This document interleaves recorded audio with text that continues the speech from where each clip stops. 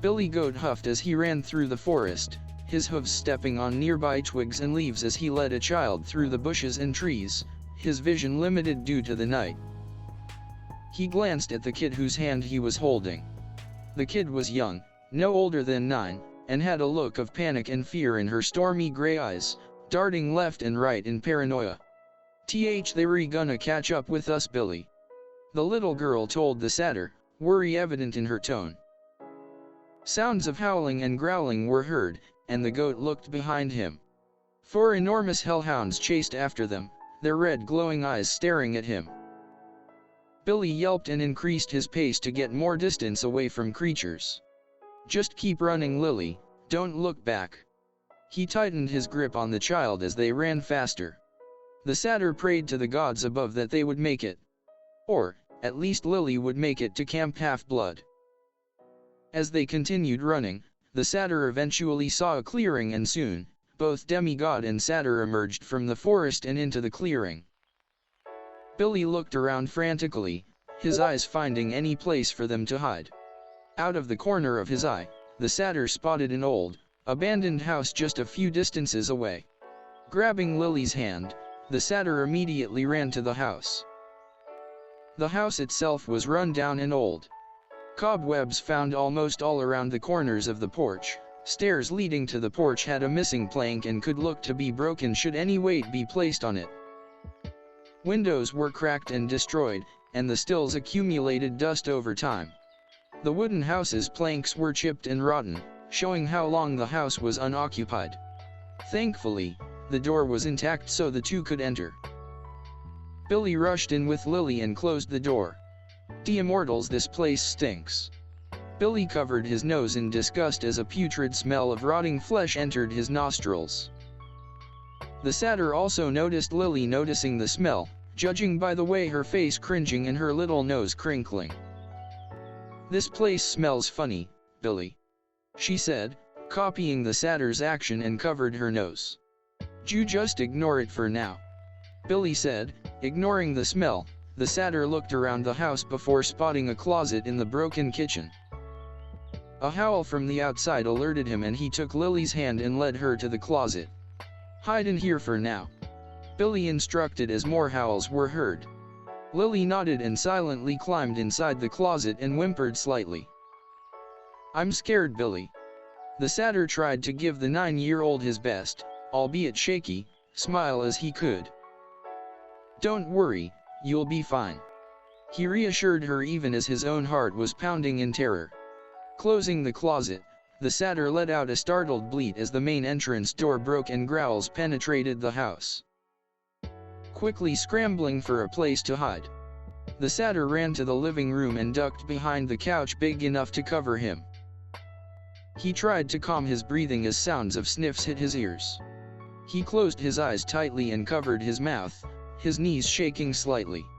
He dared not to make a sound as the sounds of sniffing were heard throughout the abandoned wooden house.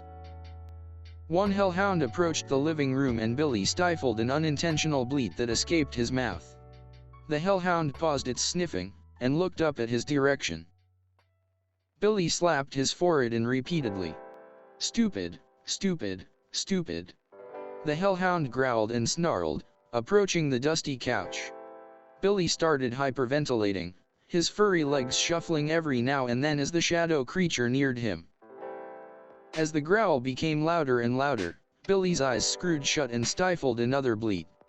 "I'm going to die," he thought hopelessly, his sweat trailing down his face. By now, the growl was practically next to him and the satyr prayed for someone to save him. For once, his prayers were answered. Metallic whizzing was heard, before an object hit the hellhound in the head, sending the creature down with a thud. Sounds of footsteps approached the downed hellhound. Billy peeked from his hiding place. Due to the limited light that entered through the window, all the satyr saw was 2 black combat boots and navy blue pants. The figure crouched down, his back facing the satyr, and Billy saw he was wearing dark brown jacket with the collars popped out and a crimson-red spiral symbol stitched to the back, followed by 2 gray gauntlets covering his forearms and elbows. The satyr watched as the figure took out what looked to be a sleek, black knife and brought it over his head, and swiftly brought it down, ending the hellhound's life. The creature whimpered and whined, before dissolving into golden dust. A black, small pelt of fur remained. Billy stayed silent, as the figure stood up. A small, metallic, three-pointed star landed near him and Billy yelped in surprise.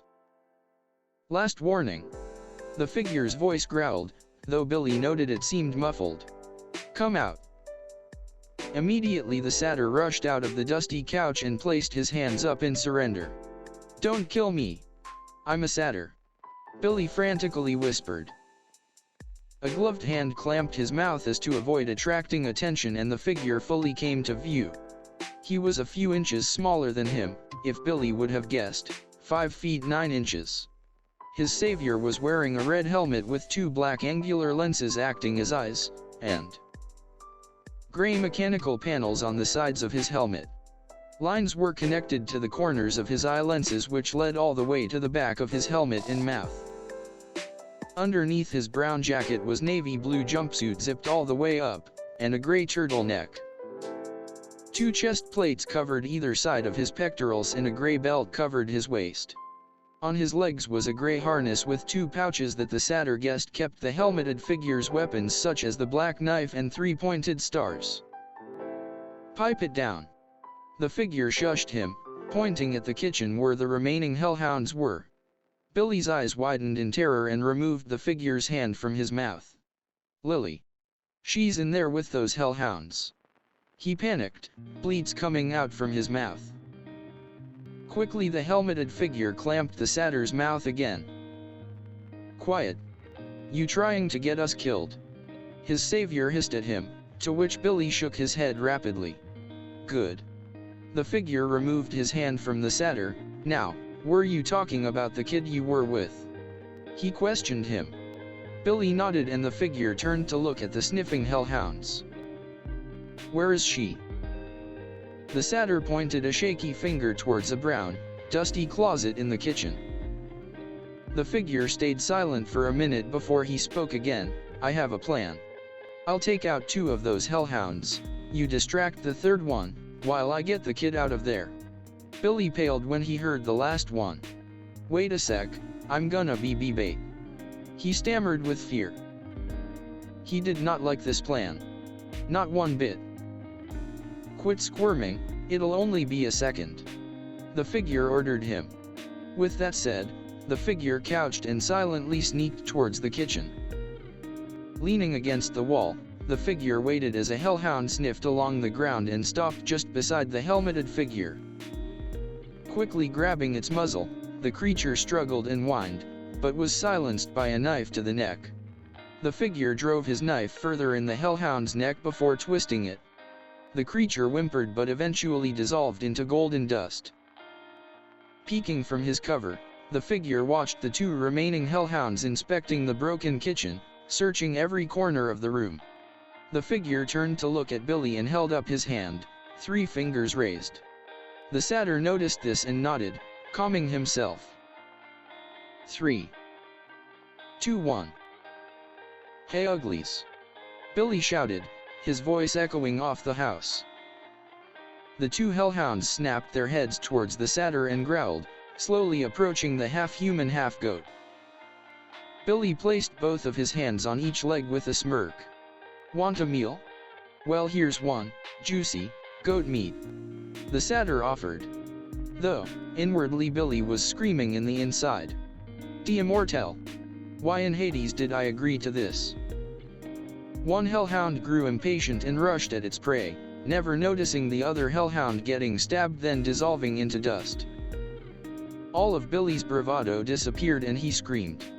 As soon as the hellhound leaped at him, the familiar sound of metal whizzing hit the satyr's sensitive ears, and the creature was embedded to a wall, one metal shuriken stuck on its head. Billy slowly opened his eyes and sighed in relief and sent his savior a thankful look. Thank you. The helmeted figure merely grunted. Don't mention it. The satyr approached the closet and opened it. Inside, Lily was shaking, She opened her gray eyes, now red and puffy. Seeing the satyr, Lily was immediately filled with relief and happiness, and the 9-year-old launched herself to the satyr. "Billy!" she cried out happily, hugging him tightly. Billy chuckled as he set the little girl down. Lily smiled at the satyr, and turned around. As soon as she saw the helmeted figure across from them, the girl hid behind Billy's legs and let out a whimper. Billy saw this and his eyes softened. "Whoa," now he started. "Don't worry, Lily, he's a friend, trust me." Even as he assured her, Lily didn't budge and continued to hide behind the satyr. The figure sighed and approached the two. Billy stepped aside as the figure knelt down in front of the girl. "It's okay, I'm not a monster," the figure said. Lily glared at him, puffing her cheeks as she did, though it only made her look cuter to the Billy. "How would I know that? You didn't even show us your face," she accused, pointing a finger. The figure looked at Billy, who shrugged with a small smile on his face. The satyr's savior sighed and grumbled under his breath. Grabbing his red helmet/visor by the sides, he slowly lifted the red helmet. A hiss was heard as he removed his helmet. The figure's face was young. If Billy had to guess again, he looked to be 13, just 4 years older than Lily. He had a tan face, his hair was blonde, untamed, and spiky. He had blue eyes and 3 scars on each side of his face. The blonde smiled at Lily. "See? I'm not a monster." A roar was heard outside and the blonde and satyr snapped their heads towards the entrance. "More hellhounds found." "Us," Billy whispered. The blonde growled, putting his helmet/visor on. He turned to the panicking satyr. "Stay with the kid," the blonde instructed before glaring at the entrance. "I'll handle this." Stepping outside the abandoned house, the blonde was greeted by 5 more hellhounds, each snarling at him. Taking a kunai from his pouch, the blonde immediately rushed to the nearest hellhound. The creature growled and leaped at him. The blonde ducked and stabbed its underbelly as it stayed in air. Kicking the dissolving creature, the helmeted blonde quickly chucked a shuriken which hit another hellhound in the face. Running to another hellhound, he tackled said creature and pinned the hellhound. The creature beneath him snarled and barked, desperately struggling to break free. Hearing another growl from behind, the blonde waited for a moment before dodging to the left, watching as the hellhound from behind bite the pinned hellhound's exposed throat. As the hellhound finished feasting on its kin, the blonde drove kunai on the side of its head. The blonde twisted the knife as another hellhound ran at him. He chucked the kunai towards the rushing hellhound while the stabbed hellhound dissolved, hitting the last one right between the eyes. The blonde sighed and rolled his shoulders, taking the black kunai from the last hellhound. "Damn mutts," he muttered in annoyance. "That was so cool. Eh." The blonde turned around and saw Billy and Lily walking towards him, running in Lily's case. The little demigod soon stopped in front of him and the blonde was assaulted by a barrage of questions by the little girl. "Where did you learn to do that? Were you taught by someone, or was it self-taught? How did you get your weapons? Did you make them?" The blonde was stunned to say the least as the gray-eyed girl interrogated him. Billy put a hand on the little girl's shoulder, a smile on his face. "I think he may needs rest for a bit, Lily," he stated, before looking at the blonde with a sheepish smile on his face. "Sorry about that," he apologized on the little girl's behalf. The blonde shrugged in response. It's fine. I'm used to it." He waved the apology off, looking at the sky. More howls were heard. "Not a good sign. I suggest you two camp here for at least tonight, too dangerous around these times," the blonde advised, to which the satyr agreed. The next morning, at the crack of dawn, Billy stood outside the decrepit house, waiting for Lily to get ready. The satyr leaned against the porch, his hand placed atop the rotting wood, and he turned to the unmasked blonde next to him. "No, I never actually got your name last night," he said, causing the blonde to look at the satyr. After a few moments of thinking, the blonde spoke. "Naruto, my name's Naruto." Naruto stated. The satyr looked at the blonde with curiosity in his eyes. "Naruto? As in, fish cake?" He snickered, to which Naruto glared at the satyr. "It means maelstrom, damn it." He corrected the satyr sternly. "I'm ready to go, Billy." Lily's voice rang out as she stepped out the house. The satyr nodded, and glanced at Naruto. "You coming with us too? I mean, by your scent I could already tell you're a demigod, so how about come with us to camp?" Billy offered to the 13-year-old. Though it went unnoticed to the satyr, for the briefest moments, the blonde had a look of conflict on his face. Memories started rushing to him. The image of a girl in punk-like clothing, followed by an image of a boy with short, sandy blonde hair. Then a little girl with stormy gray eyes and curly blonde hair. Another memory flashed. "Thalia and I will hold it back. Luke, get Annabeth out of here." "What do you think you're doing, Naru? You can't. Just go, Luke. We'll hold them off."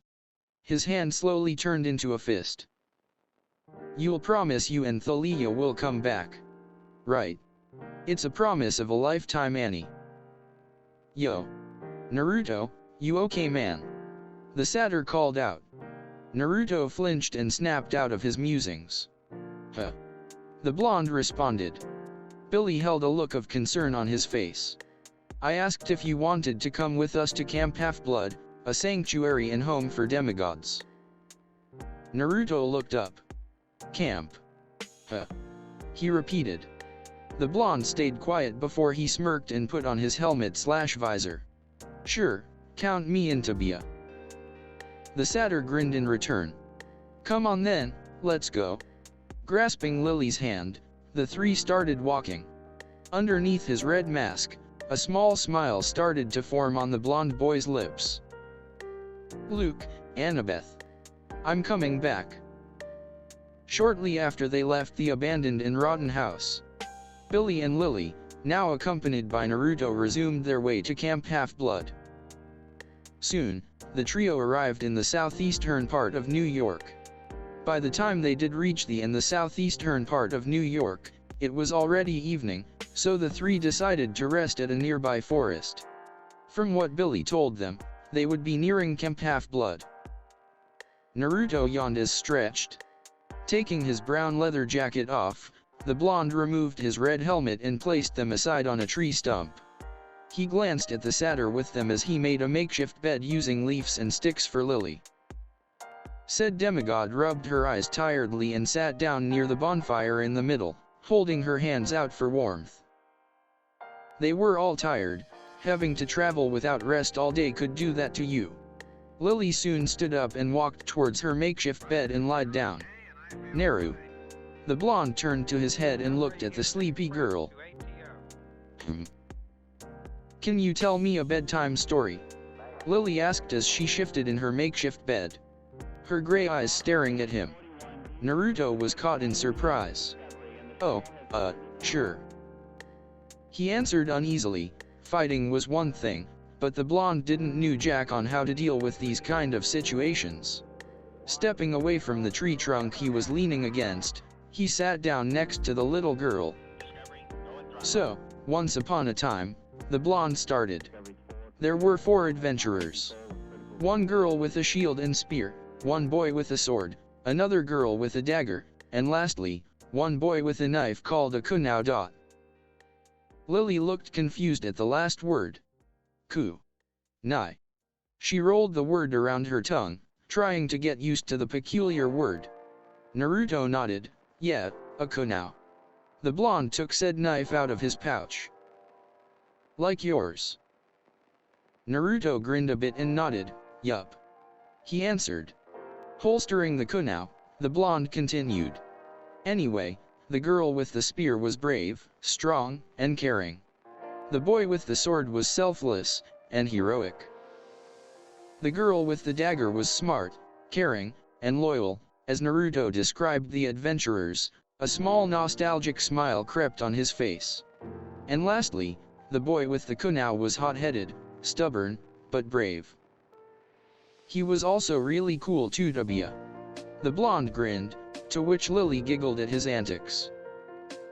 The four adventurers went around the world, protecting and caring for each other in need. They were happy, and their bond was strong. They were like one happy family. There was a hint of something else in Naruto's tone as he told the story, though it went unnoticed by Lily. The four adventurers were in a quest, and they were trapped by monsters. They fought with all they got, but in the end they got underwhelmed. The girl with the spear sacrificed herself so that the three adventurers could live. What happened next? A small, sad smile replaced Naruto's nostalgic one. After the girl's sacrifice, the three adventurers honor her name by watching each other's backs, and staying by each other's sides at all time. The blonde glanced at the little girl. Lily yawned cutely, and soon, sleep overtook her and she slept with a small smile on her face. Naruto smiled softly at the sight. Grabbing his leather jacket, the blonde gently draped it over the little girl, acting as a form of blanket. Scooting to the side, Naruto shoved a hand in a pocket in his navy blue jumpsuit. The blonde soon retracted his hand, which now held three old, worn photos. The photo depicted a sandy blonde boy wearing a ragged, makeshift leather armor over a t-shirt, sitting next to a black-haired girl wearing punk-like clothing. Next to the girl was a small girl with blonde curls and gray eyes. Besides the gray-eyed girl, was a younger Naruto wearing a black t-shirt and jeans. All looked happy and content, as if there were no problems in the world. Naruto shifted his hand and looked at the next photo. The next one showed him holding a steaming bowl of ramen with a megawatt grin on his face. The last photo showed both him and the blonde-haired girl with curls from the first photo. They were both sleeping, a bit of drool escaping his lips, leaning against a wall while the girl's head was resting on the crook of his neck. The blonde's eyes slowly watered, and soon, a tear escaped his eye. The tear traveled down his cheek and hit the last photo. More teardrops appeared on the photos as Naruto stared at the photos. Am I crying? The blonde blinked, and furiously wiped the tears away. Pocketing the photos, Naruto sighed and looked up at the sky. He watched as the clouds moved and twisted. The stars are pretty tonight, he absent-mindedly thought. Gazing at the sky almost always seemed to calm him down. He sighed once more, and rested his head against a fallen tree trunk. I need to get some sleep. With that thought in mind, Naruto closed his eyes and tried to rest. Are you watching over us? Thalia. Naruto shot up from the tree trunk he was leaning against, his tan skin covered in sweat and he was breathing heavily. He wiped the sweat from his face and grunted. He stood up and made sure to check on Lily and Billy. He glanced to his side. Lily was sleeping soundly, her little body covered by his jacket. By her smile, she looked to sleep well. He tore his gaze from the girl and looked at the satyr across from him. Billy snored away from his makeshift bed, often mumbling and tossing. He rubbed his face with a gloved hand, something he would often do to calm his nerves. He often had nightmares, one of the reasons he may or may not be an insomniac. Though this nightmare in particular unnerved him greatly, and that was saying something. After everything he had been through, things he had seen, he was immune to most things. A scream rang out, and the blonde snapped his head to the side. The hell? Naruto rushed to Billy and shook him awake. The satyr snorted and opened his eyes. Naruto? What are you dash? No time, we have to get out of here. The blonde interrupted the satyr with a rushed voice. Hurry up, I'll wake up Lily. Billy nodded as Naruto moved and shook Lily gently. The girl yawned and blinked several times. Naru, she said when she caught sight of the blonde. Naruto looked apologetic, taking his leather jacket and putting his red helmet on. No time to explain, we need to move. He urgently replied. The sound of something crashing was heard, quickly followed by a roar. The trio immediately left their resting spot and headed towards the direction of the sound. As soon as they reached the origin of the sound, Naruto froze at the sight in front of him, Lily and Billy stopping when the blonde did. A minotaur. The blonde crouched, forcing both of his companions to do the same, as to not to alert the monster. Billy paled once he saw the raging beast. Bleats and whimpers escaped his mouth as he shook. Naruto ignored the satyr and squinted his eyes when he saw three figures getting out off a car that what Naruto assumed the minotaur flipped. One figure, however, caught his eye and he almost shouted right then and there. Grover! True to his eyes, before him, was Grover Underwood, a satyr that tried to escort him to Camp Half-Blood years ago. Beside the satyr was a black-haired, green-eyed boy who looked to be the same age as him. Both ran towards a pine tree in panic, as the minotaur searched for something in the crashed car. Naruto's eyes widened when a woman that resembled the black-haired boy was forcefully grabbed by the minotaur. Save her! The helmeted blonde ran from his hiding spot, ignoring Billy's cry. It was too late. Naruto watched, frozen, as the woman dissolved into golden dust. The blonde snarled and charged at the minotaur. Damn you! Taking out 3 shurikens, Naruto threw the 3-pointed star towards the half-man half-bull. The minotaur brought its arm to block the projectiles, roaring as it did. The man-bull in turn charged at the blonde, unknowingly dodging the black-haired boy that attempted to charge at him. The minotaur growled and tried to impale the blonde using its horns. Naruto dodged to the left and grabbed its horn at the side. Using the horn, the blonde flipped and landed on the minotaur's back. He quickly took out a kunai and drove it between the man-bull's shoulder blades. The minotaur roared in pain, attempting to reach the blonde only for him to jump from his back. Naruto landed on the ground softly and charged at the bull once again, only for the black-haired boy from before beat him to it, and ran at the minotaur. The man-bull roared and backhanded the boy. The black-haired boy ducked and attempted to punch the monster. The minotaur blocked the boy's attack and kicked him, sending the boy crashing next to the blonde. The green-eyed boy groaned. Standing up, the boy started to charge again, only to be stopped by an outstretched hand. Here, the owner of the appendage offered. The black-haired boy looked at the helmet-wearing stranger, then looked at his hand. On the stranger's hand was a sleek and black knife. You're gonna need it. The boy looked at it, before shaking his head, confusing the blonde. The black-haired boy took out a pen from his pocket and uncapped it, unleashing a bronze, leaf-shaped sword. The green-eyed boy soon charged at the minotaur once again. The red-helmeted blonde shrugged before joining the black-haired boy. He swung at the minotaur only to be blocked. The man-bull snarled and attempted to grab the boy. The green-eyed boy quickly rolled away and thrusted his sword, albeit sloppily. The minotaur easily dodged the attack and successfully grabbed the boy. Using its superhuman strength, the minotaur roared and threw the boy like a ragdoll with ease. Grover let out a cry of Percy, and came to the boy's side, checking the boy over. Naruto glanced at the satyr and now unconscious Percy before turning back at the minotaur. It snarled, air escaping its nostrils, and charged at him. Naruto smirked from behind his mask and outstretched both of his arms, like he was holding a cape. "Ol!" the blonde taunted, angering the monster more.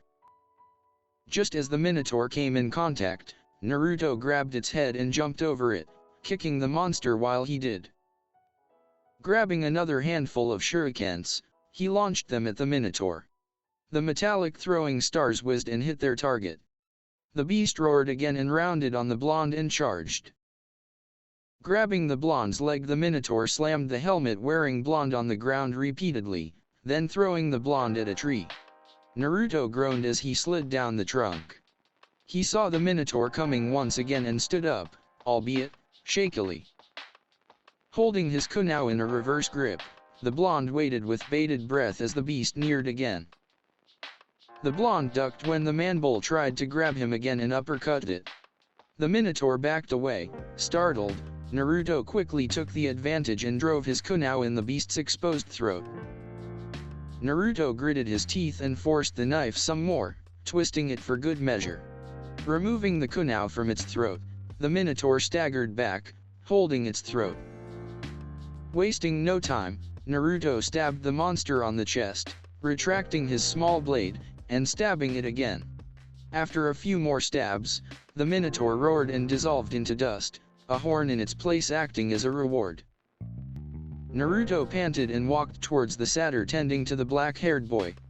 Grover looked up when the sounds of footsteps hit his ears, gently setting the unconscious Percy down. He thanked him profusely. "Thank you. I can't express how we would have been dead if you hadn't." Whatever Grover was saying, Naruto didn't hear as he faded in and out of consciousness. Soon the blonde promptly passed out and fell on Grover, who caught him. "Whoa. You alright?" Footsteps were heard again and the satyr looked to the side and saw another satyr holding a little girl with gray eyes running towards him. "Naruto!" the satyr shouted worriedly. "Wait. Naruto!"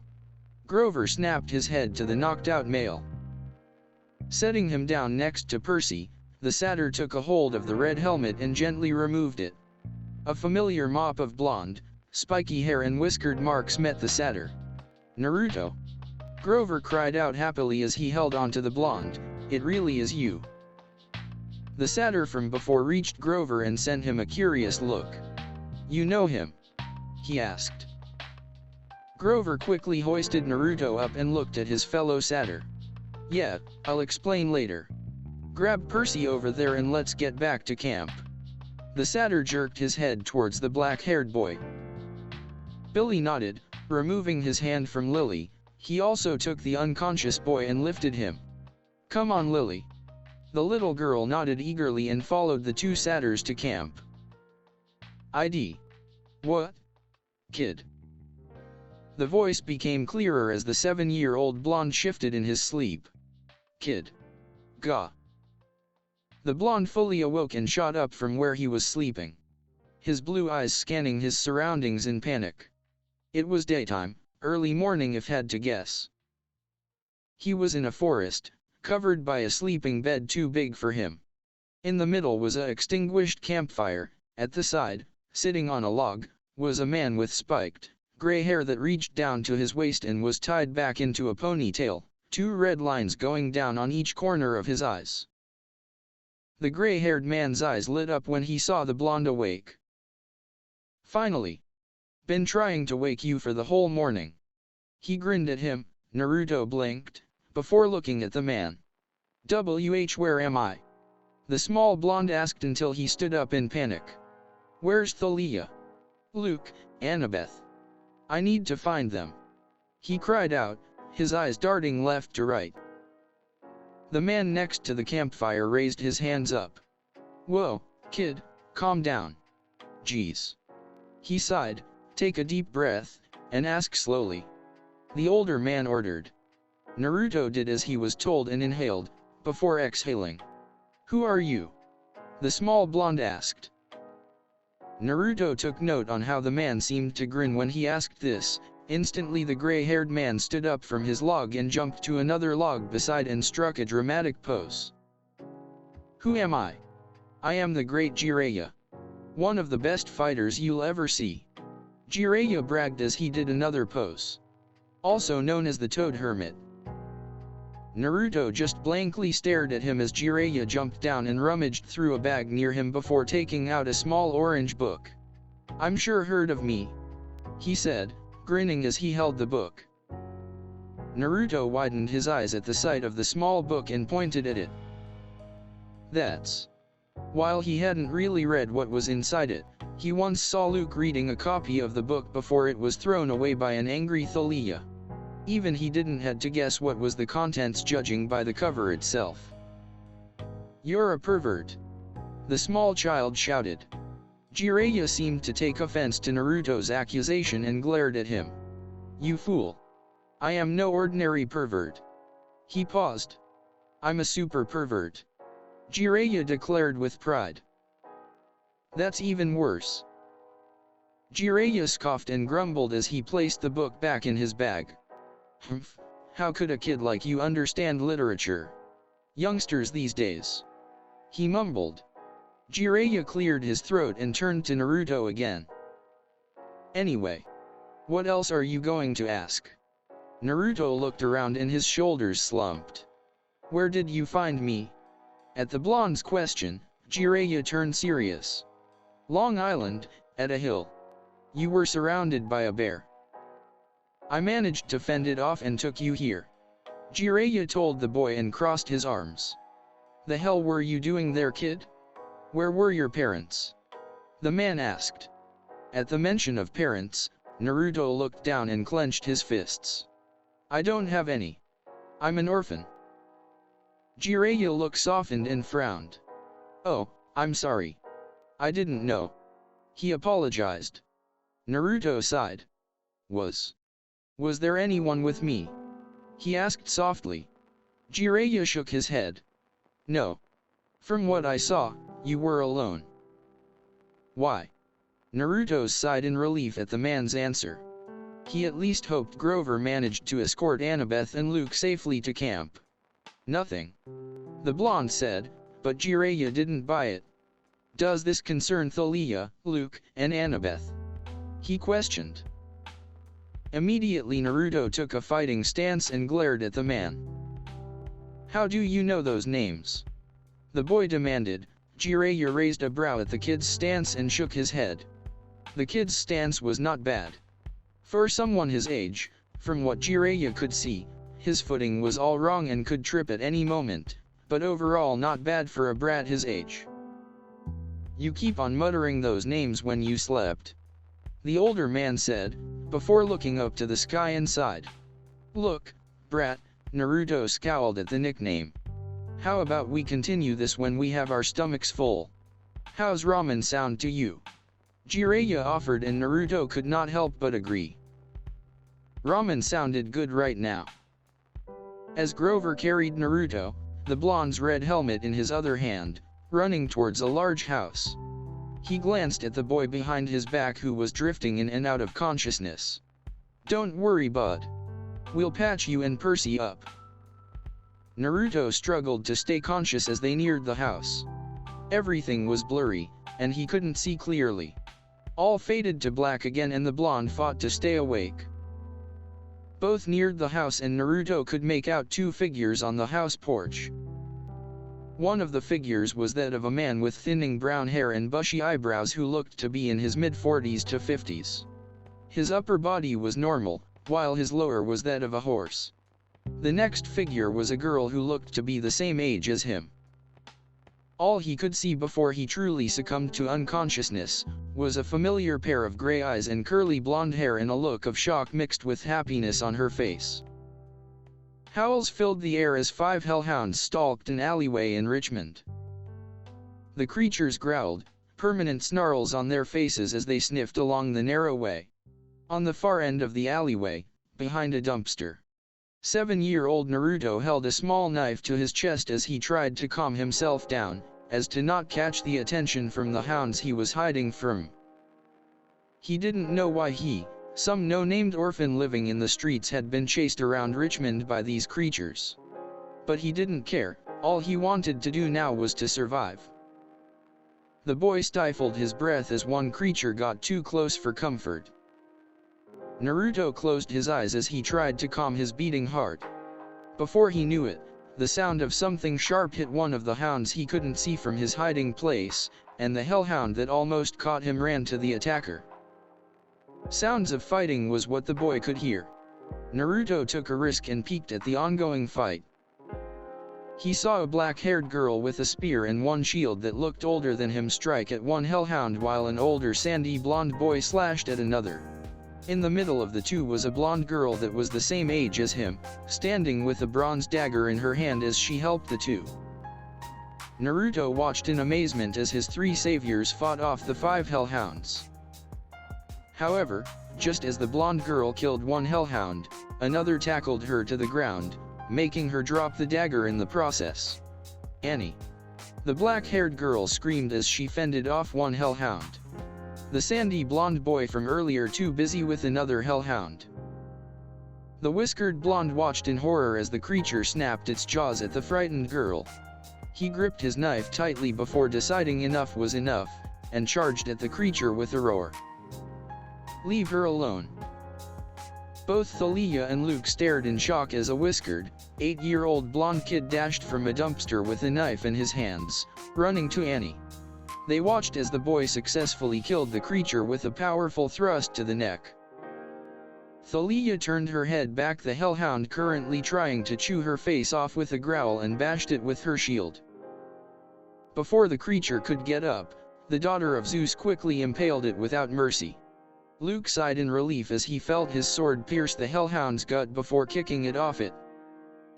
Meanwhile, Naruto grunted and placed a foot on the hellhound's body and forcefully kicked it away from him, watching in fascination as its body dissolved to dust. He looked down at the girl he just saved before offering a hand. Said girl accepted the offered appendage and thanked her savior. Annie. Annabeth looked at Thalia and Luke as they rushed to her. As soon as they reached her, Thalia enveloped the little girl in a hug. "Are you all right? Did you get hurt?" When Annabeth was done answering Thalia's questions, the little girl looked at the whiskered blonde talking to Luke. "Hey," she called out meekly. Naruto stopped talking to Luke and turned to Annabeth. "What's your name?" My name's Annabeth." She introduced herself shyly. The blonde boy grinned, his whisker marks stretching as he did. "I'm Naruto W." Naruto's eyes fluttered open and he groaned. He opened his eyes slowly and blinked at the natural lighting in the room that came from a window. He grunted and rubbed his face tiredly. "You have some nerve." The blonde blinked when he heard a feminine voice. Naruto turned to the side and widened his eyes at the girl before him. An Annie. Indeed, it was the girl he hadn't seen for years. Annabeth's natural curly blonde hair had grown, making her look like a princess were it not for the clothes she wore and her tan skin. Her stormy gray eyes were red and puffy as she glared at him fiercely. Annabeth let out a tisk as she continued. 6 years. She started, 6 years Luke and I believed you were dead. 6 years I mourned for you. And then you had the gall to show up out of nowhere. She snapped and punched him, though weak enough to not really hurt. Annabeth sniffed as she let her fist stay where it is. You idiot. Naruto gently wrapped an arm around her and pulled the girl into a hug. Annabeth didn't seem to mind, standing still as the other blonde hugged her. Remember, back when we were kids, you would remember a lot of things. Facts about buildings, monuments, and things about architecture. He smiled at the memories, before looking down at Annabeth. Me, I only remember what's important. The whiskered blonde hugged Annabeth tighter. Like the day I met you, wise girl. Annabeth flushed red and groaned as she snuggled deeper, hiding her face. Oh gods. Naruto. Said blonde only chuckled. The two stayed like that for a while in silence, just enjoying each other's company. Finally reunited after so many years. Until an awkward cough was heard from the side of the room. Percy Jakcson slowly opened his eyes, and blinked warily. Where am I? He thought, a bit dazed. The last thing he remembered was him trying to save his mom, and fought a minotaur. A freaking minotaur. A Greek mythological monster. During the fight, some guy in a red helmet helped him out, but he got knocked out. He looked at the window beside him. Outside, Percy saw trees and green hills for miles, people his age and older going about daily, doing whatever people did in here. He blinked when he saw a dude who was half man and half goat conversing with a girl whose skin was green. Before he sighed tiredly. This can't be real. Percy thought in denial, tearing his gaze from the window. He looked at the other side of the room. He wished he hadn't. In another bed, was the same guy who helped him with Minotaur, only that his helmet was gone, along with his leather jacket, leaving him with his navy blue jumpsuit. He watched as a blonde girl with an orange shirt and blue jeans talked to the whiskered blonde. Percy blushed in embarrassment when he saw the admittedly touching moment as both blondes hugged each other affectionately, the blonde girl from what he could see even snuggling up to the boy. Both looked happy and content. Percy groaned within his mind. I feel like a third wheel. He coughed to get their attention, as to not make this situation even more embarrassing. As soon as both heard a cough, a sign that someone else was in the room, both Naruto and Annabeth pulled away from each other and flushed red. Annabeth let go of Naruto with a blush on her face. She walked towards Percy's bed and bluntly said, "You drool in your sleep." Soon after, the girl proceeded to grill the black-haired boy for questions about his fight with the Minotaur. The whiskered blonde could only sweat drop as he watched Annabeth interrogating the poor boy. After questioning Percy, the daughter of Athena handed the boys 2 tall glasses. The beverages were a sort of a yellow and brown mix, almost looking like apple juice. "Drink this." Both bedridden boys took the beverages eagerly and gulped it down. Percy blinked, and looked at the drink he was holding. "This tastes just like Mom's homemade chocolate chip cookies," he muttered before drinking the serving some more. Naruto drank about half of his drink and sighed in bliss. "It tastes like ramen," he said before finishing his serving rather quickly. Annabeth rolled her eyes when she heard what the whiskered boy said. "Of course it's ramen," she said dryly. Since they were young, the girl would always remember the blonde boy to be obsessed with the Japanese dish, even if they were on the run from various monsters. "Looks like some things hadn't changed." Naruto grinned at the girl. "You know it." Setting the empty glass on the table, the blonde got off his bed and stretched. He saw his leather jacket neatly folded, along with his red hood and pouches on a nearby table. Putting on his jacket, Naruto securely tied his pouches on his legs before kicking to make sure they were not loose and held his hood between his arm and waist. "Naru," said blonde turned and was greeted by the sight of Grover entering the room. "Groves." Naruto greeted back happily as they hugged each other back. "I'm glad you're okay. Had me worried there for a second." Grover grinned at the blonde. "You know me, Groves. Not that easy to kill," Naruto boasted proudly. Grover turned to Percy, who shifted awkwardly as the other two conversed. A look of realization dawned on the satyr's face before he turned his body to the side in order of the green-eyed boy to face the blonde. "Oh, Percy. Almost forgot." He cleared his throat and introduced the two. "Percy, meet Naruto, the guy who saved our butts back there." Naruto grinned and offered his hand to the boy. "Hey there."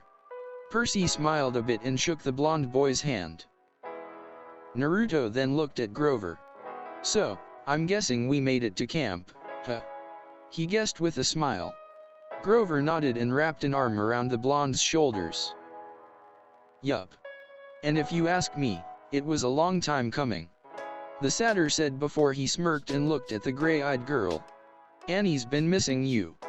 He teased lightly and laughed when the girl's cheeks turned pink.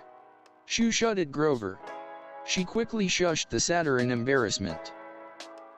Percy looked around the room, confused. "Where exactly are we in camp?" he asked. Annabeth answered. "This is the infirmary, located in the big house." She walked towards the entrance and opened it. "Grover and I will show you around camp." The four exited the infirmary and stepped outside, walking out onto the porch. Both Naruto and Percy were awed by the sight before them. To put in words, the two would describe it to be peaceful and serene. Satyrs hung around the grounds, lazing about and conversing with other children their age or older. To the side, a strawberry field occupied the space as the fruits grew healthily. It was breathtaking. Chairs, tables, and lounge chairs were spread around the porch, few other demigods occupying the furnitures. The daughter of Athena and the satyr led both Naruto and Percy around the opposite of the house.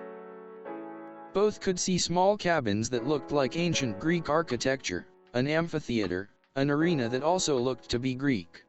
A distance away, Naruto and Percy could see a lush forest surrounding a part of the camp. Dozens of kids, all wearing the same orange t-shirts varying of age, littered around the camp, some playing volleyball, others were canoeing on a nearby lake, and more kids were in an archery range. Percy took an interest when he saw other kids riding horses down a trail. They also seemed to be at the edge of Long Island, seeing as both could see a shore with water rolling in waves from the big house. At the end of the porch, the half-man half-horse Naruto saw back when he was being carried by Grover, sat across from another man who was short and chubby.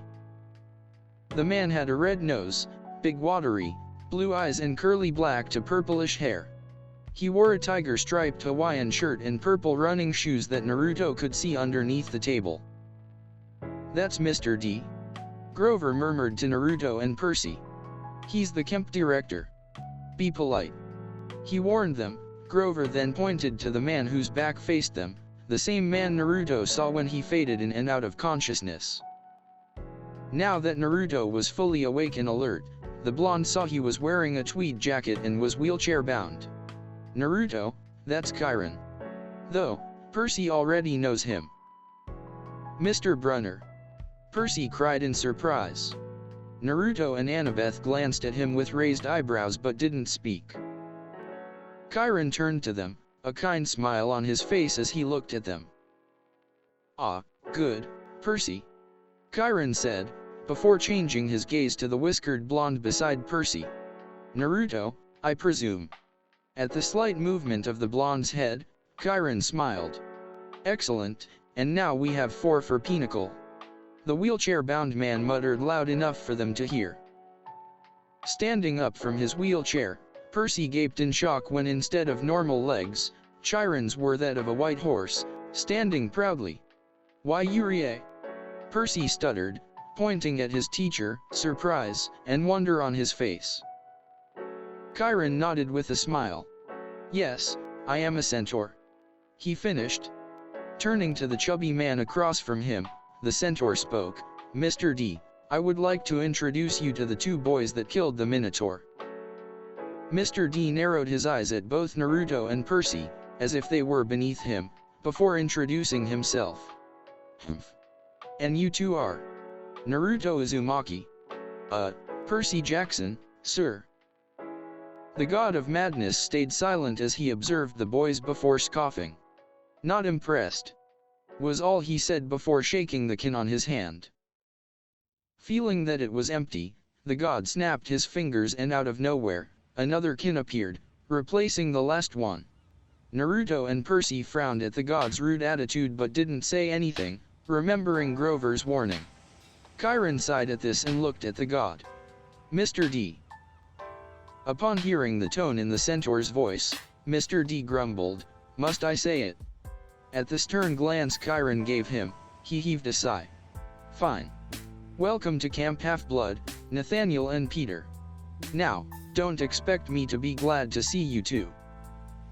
Both boys opened their mouths to correct the god only for Annabeth to stop them. "Don't even bother, Mr. D does that to all demigods," she told them. Naruto crossed his arms and scowled. "Dick." He summed up the camp director in one word. Maybe that was why they called him Mr. D. A look of realization crossed the blonde's face. "Mr. D. Does that stand for something?" Naruto asked after a moment of silence.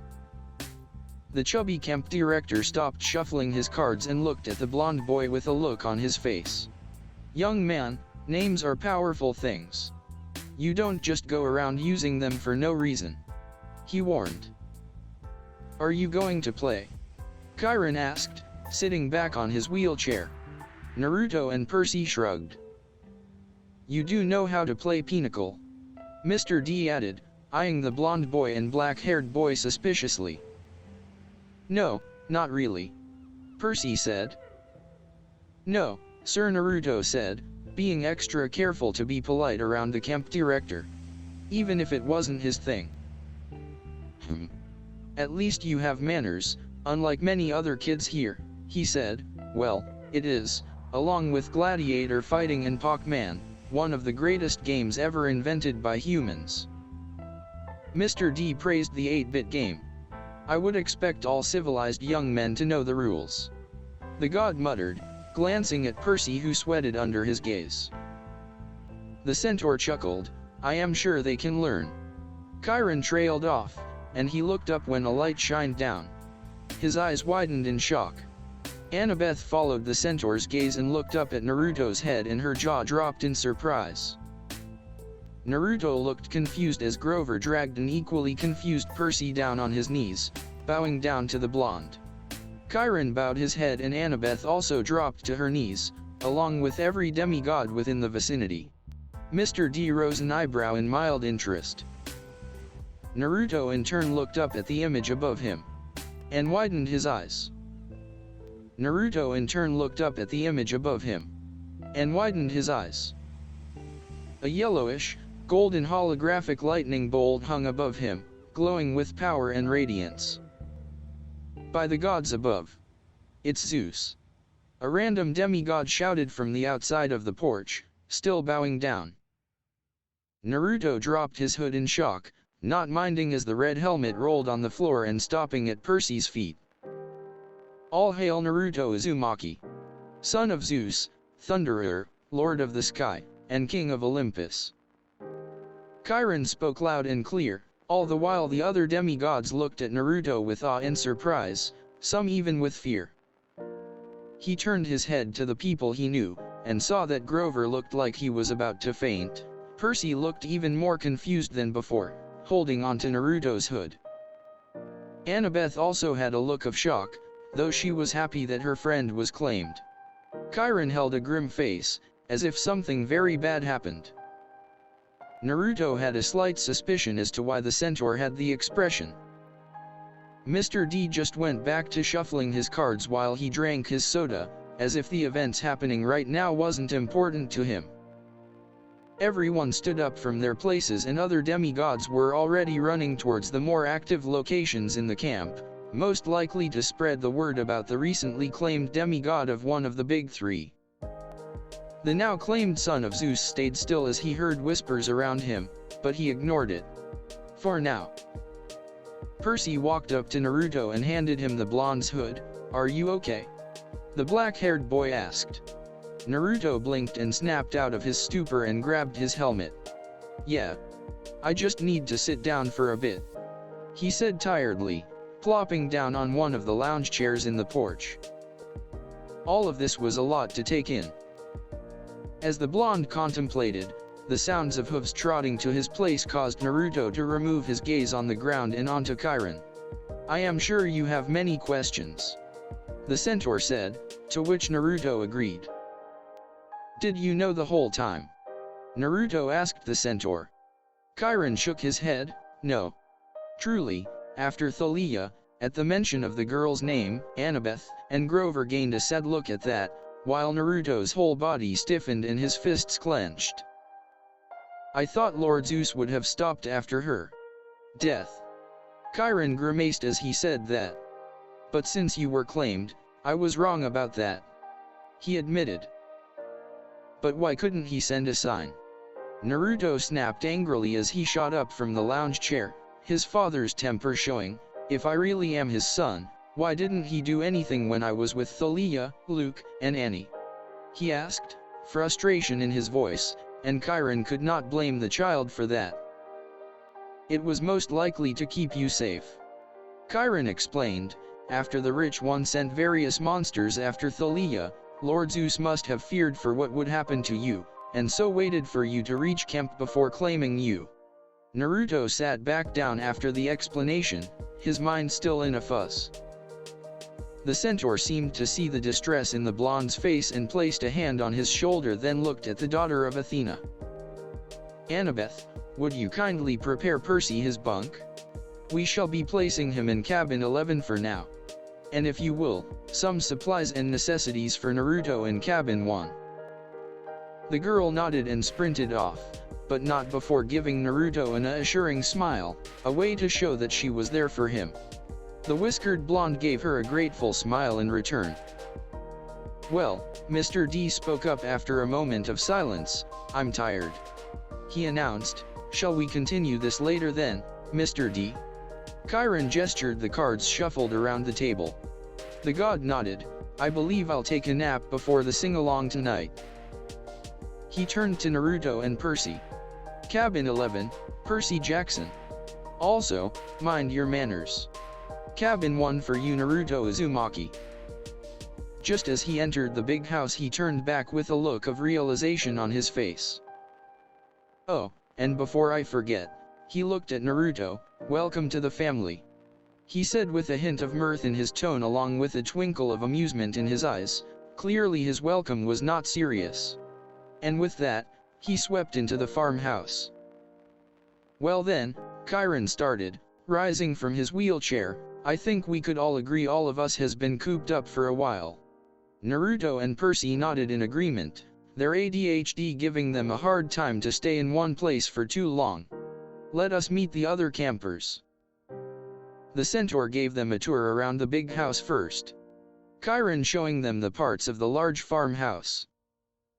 As they went to the moved on and past the various places frequented by demigods wearing orange kemp half-blood shirts and plain jeans, several campers often nudged each other and whispered amongst themselves as they passed by.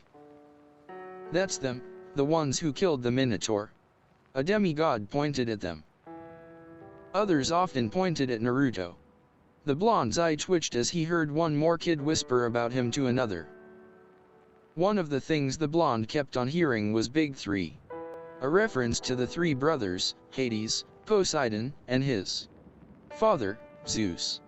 Oftentimes he would hear about the oath the brothers took, to never sire demigod children after World War II. This was really starting to get to his nerves.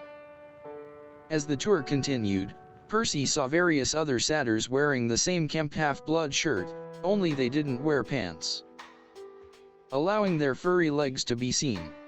His brows furrowed as he saw a satyr holding a little girl that looked a bit like Annabeth by the hand. Mr. Brun Chiron, was I the first demigod Grover escorted? The boy asked curiously. Chiron grimaced and Naruto stiffened at the question. The centaur turned to the black-haired boy while Naruto's back faced them. No, Percy, but unlike yours, which was successful. His first assignment was. One of them died. Naruto finished bitterly. Percy stared, eyes wide at this, while Chiron sighed. He was still so small back then. How old is he, actually? Naruto asked with a raised eyebrow. 28. Chiron answered casually. And he's in 6th grade. Percy exclaimed in surprise. Satyrs mature half as fast as humans, Percy, Chiron explained. Grover has been the equivalent of a middle school student for the past 6 years. Naruto snorted. Sucks for him to go through puberty twice as long.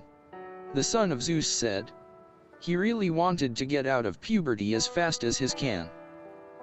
Damn hormones. That's horrible. Percy shuddered in agreement. Yes. Chiron agreed. Grover is a late bloomer, even by satyr standards, and not yet very accomplished at woodland magic. The centaur then gained a smile. But, seeing as he brought not one, but 2 demigods, one being a child of one of the big 3 no less, he can continue to be a protector, he assured Percy. Percy smiled at that. I hope, he said before he frowned. Mr. Br Chiron, was Naruto right? Did one of them? He asked in a low tone. The centaur looked away. Let's move along, shall we? He diverted uneasily. The 3 moved to the woods, which Naruto and Percy discovered was actually larger than they thought, taking up at least a quarter of the valley. The centaur gestured towards the woods. These woods are stocked, he informed. You can try if you wish. But do be armed, he warned. Stocked with what? Percy asked. Armed with what? You will see. Capture the flag is Friday night. Do you have your own sword and shield? I mean, I have the pen you gave me. But that's it. Percy answered, fishing out the hidden weapon from his pocket. I have my kunai and shuriken. Naruto reached down and patted the black pouch strapped to his leg. Very well then, Chiron nodded, but I must suggest to the both of you to not use your weapons in spars, or friendly battles. He advised. Perhaps a size 5 will do well for the both of you. I'll visit the armory later. The trainer assured them. Naruto and Percy both nodded in thanks and the tour continued. They passed the archery range, to which the son of Zeus took interest in. He was an already skilled marksman, to which he had to thank his perverted teacher for, so a little bit of archery wouldn't hurt to improve his growing skill. Next was the canoeing lake, to which Naruto hurriedly sped past the body of water with an uncomfortable look on his face. Chiron held an amused face at the sight, to which the son of Zeus ducked his head in embarrassment. Though he did glare at Percy, who snickered quietly behind his back. The stables were the next location they visited, to which Chiron didn't seem to like, judging by how quick the explanation the centaur gave them, before they moved on. Next was the javelin range, the amphitheater which was used for sing-alongs, and the arena Chiron said held the sword and spear fights. Sword and spear fights? Percy asked. Cabin challenges, Percy. The centaur explained, they aren't lethal, Chiron assured, usually. He added after a moment of thought. Naruto frowned at that, but was used to lethality. Growing up in the streets could do that to you. Oh, and also being a vigilante who took down criminals and scum of all kinds. The same could not be said for Percy, who shifted uncomfortably. Oh, yes, and there's the mess hall. Chiron pointed to an outdoor pavilion in white columns on a hill overlooking the sea. Dozens of picnic tables made out of stone, and no walls nor a roof. Wait, what do we do if it rains? Percy questioned with curiosity. Chiron looked at Percy with a hidden smile on his face. We still have to eat, don't we? Something's probably blocking the rain, Naruto stated, staring at the pavilion, missing a sly smile on the centaur. The three soon reached the cabins. There were exactly 12 of them, just nestled in the woods by the lake. All cabins were arranged in a U formation, with 2 at the base while 5 were in a row on either side. All looked bizarre collection of cabins in Naruto's opinion. And the whiskered blonde seen strange buildings when he traveled around the world with Jiraiya. Each cabin had a large, brass number above the door. They looked nothing alike whatsoever. Cabin 9 had smokestacks, almost like a tiny factory.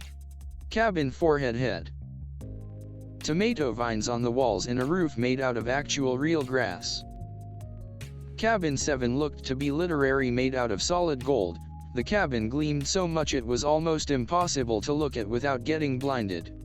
All faced a common area about the size of a soccer field, dotted with various Greek statues, fountains, flower beads, and basketball hoops. In the center of the field was a huge stone-lined fire pit. While it was a rather warm afternoon, the hearth smoldered. A girl about 9 or 10 years old was tending to the flames, poking the many coals with just a stick. Is that safe for a little girl to do that? Naruto asked in a whisper to his black-haired companion, who shrugged. The pair of cabins located at the head of the field, cabins number 1 and 2, looked like his and hers mausoleums, big, clean white marble boxes with large columns in front. Naruto stared at his cabin that was labeled with 1. Out of all the cabins, this was the biggest and bulkiest. The polished bronze doors shimmered like some kind of hologram, so that from different angles lightning bolts seemed to streak across the doors. He glanced at cabin 2, this one looking more graceful and feminine, its more slender columns decorated with pomegranates and flowers. The walls carved with images of peacocks. Naruto gained a look when the thought crossed his mind. He was a child of Zeus. An illegitimate one.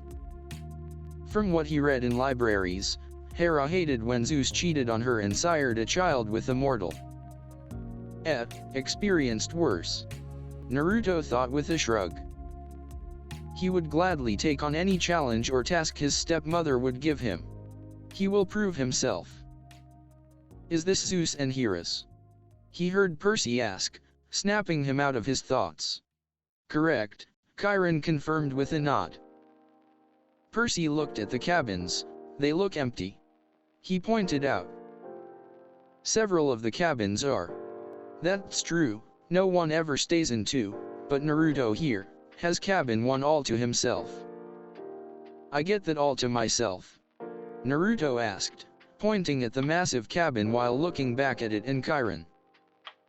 The centaur nodded once again and Naruto stayed silent, gazing at his father's cabin. This was it, this time he won't be ignored. After all these years, he could finally get the answers he sought after for so long. It was now or never. The son of Zeus sighed deeply, and stepped forward to the cabin that was his now, stopping in front of the bronze doors and saw a bag of toiletries and necessities along with an orange sleeping bag next to it. From Annabeth surely. The whiskered blonde placed a hand on the imposing bronze door and opened it. The first thought that entered Naruto's mind was that his father's cabin looked like a bank. The dome-shaped ceiling was decorated with moving mosaics of a cloudy sky and thunderbolts. The ceiling seemed to give off soft rumbles, which seemed to calm him down. The cabin's smell was like that after a storm, a smell which he and Thalia always liked. Must be a child of Zeus thing. Naruto mused as he looked around. There was no furniture, which seemed to solidify the blonde's opinion that it looked like a bank. The cabin's alcoves had golden eagle statues, Zeus' sacred animal, stationed in them. In the center of the cabin was a 10-foot-tall, intimidating statue of Zeus himself, who held a lightning bolt on one hand which was raised over the statue's head, while Aegis was held in the other. The statue looked like it had a stern eye on every part of the cabin. Naruto took the supplies left for him and put them against the inner wall just next to the door while putting his red helmet next to the supplies. The blonde glanced towards the door when he heard Chiron say something to Percy, who was trying to take a peek into the third cabin which looked to be sea-themed. Must be Poseidon's. Naruto guessed. Outside, Chiron placed a hand on Percy's shoulder. Come along, Percy. Naruto, there is more to see. He called out to the boy. In seconds, Naruto was there. As the tour group walked past the other cabins, the son of Zeus looked around the surrounding cabins, noticing most of the other cabins were crowded with campers. It made him wonder if he had any siblings out there. Soon, his thoughts drifted to Thalia and his heart clenched. Thalia always used to assure him that his parent would be revealed once they made it to camp, and she would always seem to cheer him up whenever he got sad, and cheered for him when he killed a hellhound for the first time. The blonde remembered that Thalia acted as a big sister for him, and she was always there for him through it all. He shook his head and focused on the tour, arriving to the cabin with the label 5. Cabin 5 was scruffily painted with bright red, the paint itself looking messy and dirty. Barbed wires lined the roof, and a stuffed boar's head was on the doorway, its eyes seeming to follow when they passed the cabin. He cringed as they moved along, the blaring music of American rock blasting inside. The three continued to walk in silence for the most part, Naruto taking advantage of the silence as he gazed at the scenery around him. Campers varying of age ran about, looking genuinely happy, while others still point and stare at him as if he was some sort of rare animal. It was really starting to get annoying. Oh, look, Chiron's voice snapped Naruto out of his thoughts. Annabeth is waiting for us. The blonde girl that nursed them back to health was talking animatedly with a tall blonde teenager about the oncoming game this Friday, whatever the hell that meant, in front of the last cabin on the left, number 11. Wait. Naruto squinted his eyes and looked at the teenager as they got closer, until realization struck him. Luke. The teenager seemed to perk up at the mention of his name and looked at them. Luke now was tall and muscular, but still looked a bit lanky, with his short cropped sandy hair and a nice smile. He wore an orange tank top, cut-offs, and sandals with a leather necklace with 5 different colored clay beads like Annabeth. He also had a thick scar that ran from beneath his right to his jaw. Naruto inwardly frowned. He too had a scar which always served as a painful reminder and a memory he would rather forget. A memory he locked deep inside his mind. A pair of purple, insane eyes and hideous red lips that were formed in a permanent smile which showed yellow teeth flashed in his mind. And Naruto forcibly wiped the image away from his mind as he shuddered. He never wanted to face that man, no, that monster ever again. Naruto snapped out of his thoughts and continued walking. When they reached Annabeth, she looked at Percy with a critical eye, but dismissed him quickly. She then turned to Naruto and visibly brightened when she saw him, if her now wide smile was any indication. Luke looked over Naruto, and he saw a flicker of sadness in his eyes, before it changed into a happy one, and ran to him, embracing the younger boy. "It really is you," Luke said, separating from his fellow blonde. "Yup. And you've grown." Naruto grinned at him. While the two conversed, Chiron looked at the daughter of Athena. "Annabeth," he said, "I have master's archery class at noon. Would you take them from here?" "Yes, sir," Annabeth answered, walking to Naruto's side. Chiron and Luke chuckled lightly at this, which seemed to embarrass the girl if the blush on her face was anything to go by. Chiron turned to Percy, who looked like he was about to say something, only for the centaur to hold up a hand. "Percy, if you have questions, I am sure Annabeth can answer them." "For once she cannot, you may find me later on," he assured the boy, before gesturing towards the doorway. "Cabin 11. Chiron told Percy, "Make yourself at home." Naruto noted that out of all the cabins they saw, this one looked more of a normal cabin found in summer camps. "Looks a bit run down," he observed. The cabin had a broken threshold, its brown paint was peeling, and many other things that Naruto noted really needed repairs. Over the doorway was a caduceus symbol. Inside, it was packed with people, both boys and girls, way more numbers of bed that fit into the old cabin. Sleeping bags were spread all over on the floor. Chiron didn't go in, the door being too low for him. But when the campers saw the centaur, they all stood up and bowed respectfully. "Well, then," Chiron started, "good luck, Percy, Naruto, take care, both of you. I'll see you two at dinner." The centaur turned and galloped away towards the archery range. Naruto and Percy were looking at the kids, as they also stared back at them, though most of the looks were directed to Percy. Some did take a side glance with frowns and grumbles. Naruto in turn narrowed his electric blue eyes and his face set into a deep scowl. His expression darkened as he glared at the campers. The campers that sent him looks and frowns immediately looked away with fear present on their faces, cowering under the glare the son of Zeus gave them. Thoroughly intimidated, Naruto glanced at Annabeth, who encouraged Percy to enter the cabin. "Well," the girl prompted. "Go on," she urged Percy. Percy did so, and in the process, tripped on his own feet, falling down were it not for Naruto to catch him by the shirt and steadied him. Percy sent the blonde a thankful look even as snickers filled the room, but none of the campers said anything, in fear of being treated with the son of Zeus glare a second time. "Percy Jakcson, meet cabin 11. Annabeth announced as the snickers quieted down. "Regular, or undetermined?" one of the campers asked.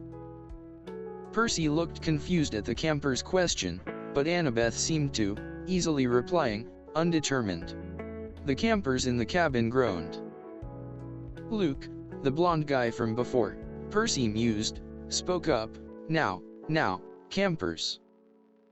That's what we're here for." Luke turned to Percy with a smile on his face. "Now, Percy, You can have that spot on the floor, right over there," he said, pointing to the corner. "This is Luke," Annabeth introduced. "He's your counselor for now." "For now?" Percy asked. "You're undetermined," Luke explained. "They don't know what cabin to put you in, so you're here. Cabin 11 takes all newcomers, all visitors. Naturally, we would. Hermes, our patron, is the god of travelers. He's also the god of thieves," Naruto added, getting snickers from the more mischievous-looking kids, but were quickly silenced when the son of Zeus gave them his glare. Percy looked around with a frown, clenching his weapon from his pocket, as to not get it stolen.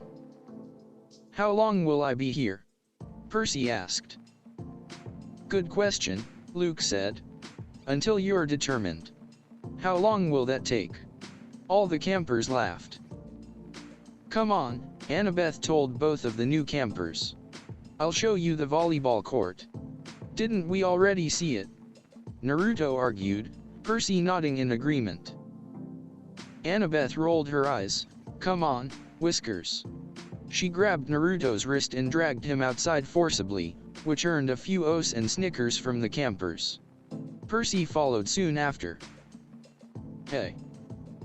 Once outside, Annabeth let go of Naruto's wrist and opened her mouth to say something, before a husky voice interrupted her. "Well, looky here, newbies." The three looked over. A muscular girl that looked to from cabin 5 marched to them, followed by 3 other girls behind her, looking similar to her. "Clarice," Annabeth growled lowly with annoyance. "Why don't you polish your spear of something?" "Sure, Miss Princess," Clarice waved her off. "So I can run you through with it Friday night." "Es Coricus," Annabeth exclaimed, which Percy somehow knew was Greek for "go to the crows." How the boy could actually understand that, even he didn't know. "We'll pulverize you," Clarice threatened, then turned and looked at Percy. "Who are you pansies?" she asked rudely, then glancing at Naruto with a bit of wariness in her eyes at the blonde. "Percy Jakcson, Naruto Uzumaki," Annabeth started. "Meet Clarice LaRue, daughter of Ares." Percy blinked at that. "Like the war god?" The daughter of said war god sneered at him. "Got a problem with that?" "No," Percy shook his head, "it explains the smell." "Burn." Naruto smirked, as the brutish girl glared. "We've got an initiation ceremony for newbies, Prissy, airhead." Clarice growled. "Percy," the black-haired boy corrected. "How about I let my fist meet your face instead?" Naruto retorted. "Wanna go, blondie?" Clarice fumed and rounded on the whiskered blonde. Naruto let out a smirk. "I'd rather put you out of your misery," he retorted, not backing down. "Just cause your daddy's one of the big 3 ain't going to save you from our initiation," Clarice explained with a cruel smirk. Naruto's electric blue eyes narrowed in anger. "Come give it a try," he said with a growl. Lightning danced around the blonde's form as the skies blackened and rumbled. Just as the two looked ready to duke it out, Annabeth thankfully intervened. "Stop," she said and looked at the daughter of Ares. "Clarice, you know what Chiron told you, no fighting until Friday." "Yeah, and what's going to stop me from breaking that deal?" Clarice replied, her fist clenching. "Need I remind you about the last time you broke Chiron's deal, Clarice?" Annabeth warned. Clarice paled, and backed off, but not before shooting the 3 a glare and stormed off with her siblings. The blonde let out a tch, lightning stopped dancing around him and the skies cleared as he reined his temper. "Dude," Percy muttered, a newfound respect for the blonde.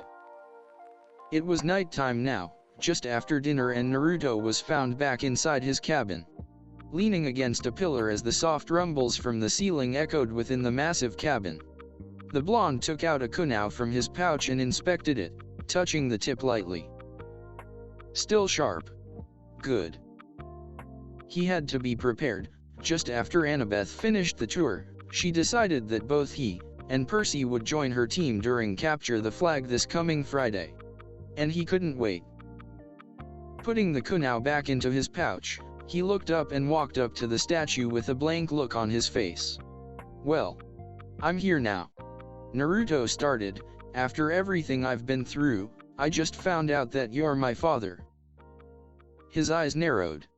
"You claimed me for a reason, didn't you?" he accused. "Something big is going on, isn't there? That's why you claimed me, right? Answer me." Silence reigned, and he waited for an answer, anything, from his father, but after a few minutes, before he sighed, walking to his sleeping bag, he tucked himself in and closed his eyes, the soft rumbles of the ceiling calming him. He needed to rest. It was a big day tomorrow.